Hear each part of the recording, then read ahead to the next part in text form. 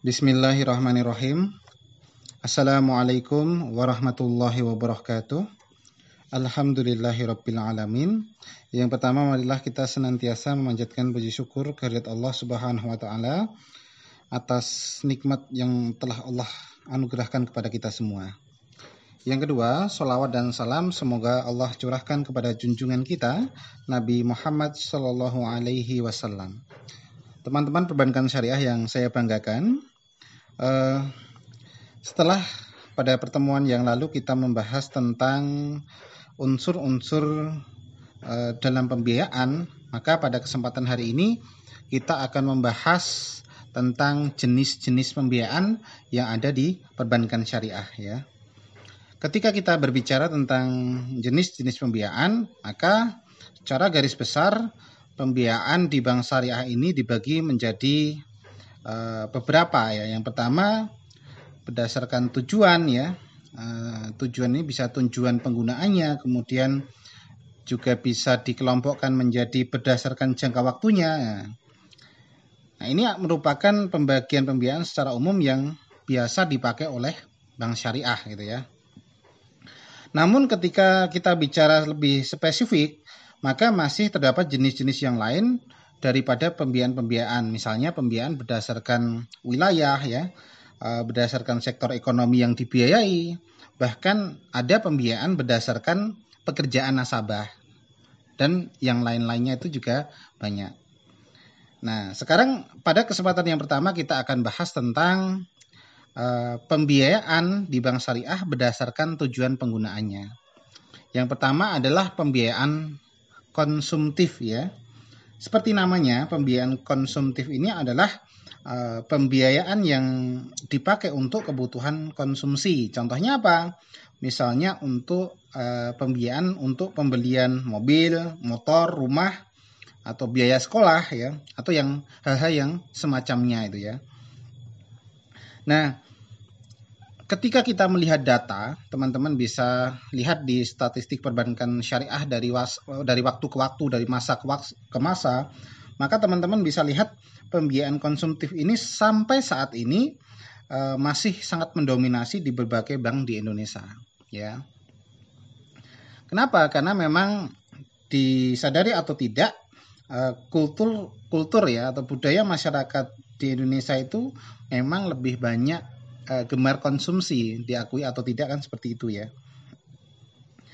Dan sekali lagi ketika kita melihat dari sisi perbankan, pembiayaan jenis konsumtif ini memang dilihat atau dipandang oleh perbankan itu lebih kecil resikonya dibandingkan pembiayaan yang sifatnya produktif ya. Kenapa? Yang pertama, teman-teman bisa lihat ketika kita pembiayaan konsumtif ini jaminannya biasanya apa? Bisa BPKB dari barang yang dibeli. Misalkan pengajuan pembelian mobil, maka yang dijaminkan adalah BPKB-nya. Kemudian apalagi pegawai-pegawai, misalkan pegawai negeri sipil, PNS ya, atau di sektor swasta atau di BUMN, maka ini juga bisa dengan metode apa? Potong gaji langsung kepada perusahaan setiap bulannya. Ini adalah salah satu keunggulan daripada pembiayaan konsumtif di mata perbankan. Kemudian tujuan lain ya, tadi ada pembiayaan konsumtif, maka ada lawannya, ini adalah pembiayaan produktif. Nah, pengertiannya apa ya? Kalau kita bicara pembiayaan produktif ini tentu adalah pembiayaan yang digunakan untuk mendanai usaha yang produktif, atau biasanya bisa digunakan untuk operasional perusahaan ya. Biasanya bisa digunakan untuk ekspansi kapasitas perusahaan menjadi lebih besar, ataupun hanya sekedar untuk menjaga cash flow perusahaan ya, yang biasanya berdasarkan periode tertentu gitu ya, untuk jaga-jaga ya, atau juga bisa untuk menjaga kelangsungan modal kerja suatu perusahaan, itu juga bisa menggunakan pembiayaan produktif. Nah, ketika kita bicara pembiayaan produktif, maka ini masih dibagi menjadi dua lagi. Yang pertama adalah pembiayaan investasi. Nah, biasanya dari namanya ya, investasi, biasanya ini adalah pembiayaan yang diperuntukkan untuk pengadaan sarana atau alat-alat produksi di suatu perusahaan. Misalnya apa ya, untuk pembelian mesin produksi, untuk membangun gedung atau pabrik baru, maka ini lebih masuk kepada pembiayaan produktif yang investasi. Selain daripada pembiayaan investasi, ada jenis pembiayaan produktif lain, yaitu adalah pembiayaan modal kerja, ya. Nah, seperti namanya, pembiayaan modal kerja ini digunakan untuk pengadaan, ya, pembiayaan untuk pengadaan apa? Pengadaan bahan baku biasanya, atau barang-barang yang biasanya diperdagangkan ketika kita berbicara perusahaan dagang. Nah, seperti definisinya modal kerja kan gitu ya.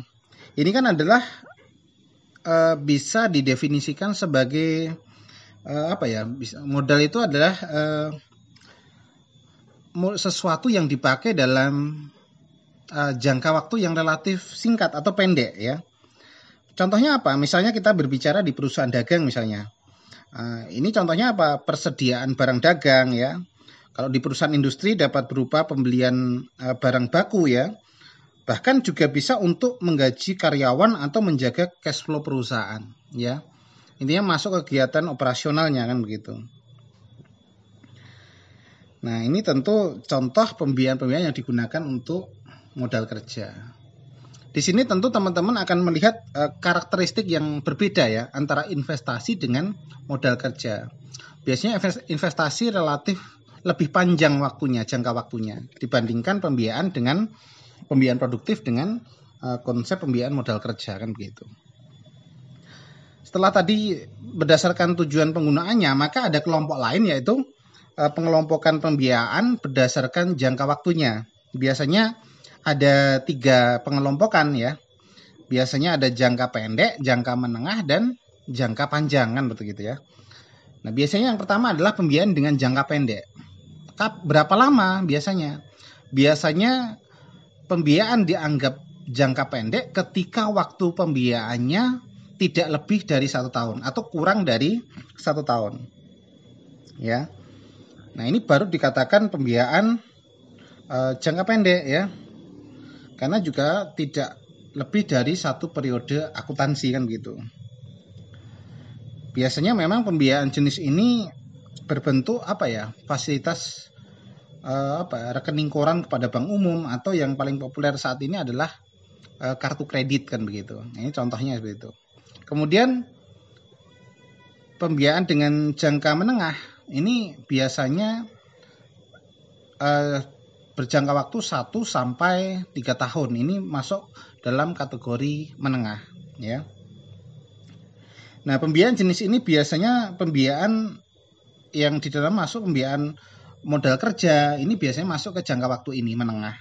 Atau pembiayaan konsumtif, ini juga bisa masuk ke waktu ini. Beli mobil, kredit sepeda motor gitu kan.